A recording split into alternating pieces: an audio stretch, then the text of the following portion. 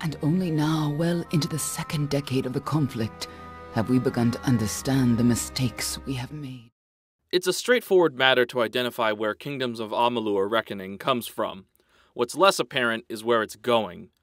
Maybe it's just an unfortunate byproduct of how heavily Reckoning has been publicized, and maybe that's just a necessary evil for a game that isn't part of an existing series.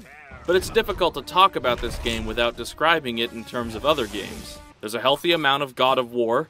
Equip dual-wielded weapons, and some of the animation even looks Kratos-esque. But beyond that, there are also button prompt-driven, punctuating moments in combat, and an up-tempo action game feel to moving around and fighting. There's enough of that, and it's done well enough to warrant some interest in where it's going.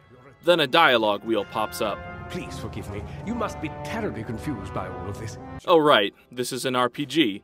The options to the left seek out information, while the upper right choice seem to be where the nice guy response goes, and the jerk response in the lower right, let's be honest, is the one you're gonna select. Damn it, it's the truth. So a teaspoon of Mass Effect, then. But Reckoning isn't quite in the Mass Effect style. It's got a world map with fast travel, a nameless, silent protagonist, though you are prompted for a name, some light reading material, and, you know, elves and gnomes and stuff.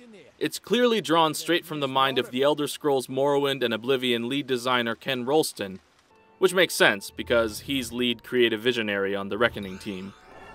Add a dash of BioShock audio logs and a heaping of World of Warcraft questing and talent trees, and voila!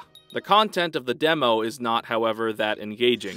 Rusty longsword this, giant rats that, escape a dungeon, great evil to fight, etc., etc. The Dwarf are coming in through the lower levels. There are mouthfuls of high fantasy non-words thrown your way in a short span of time. How far? None.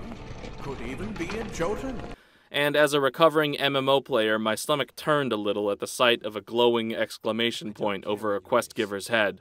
You don't really expect to see how deep the combat goes, or whether the structure is too grindy in the first hour or so of the game, but there's a smattering of good ideas in here, and I appreciate a motivation for the main character's ability to resurrect and set his or her own fate. We'll see if Kingdoms of Amalur Reckoning breaks away from the pack and shrugs off these associations with other games on February 7th.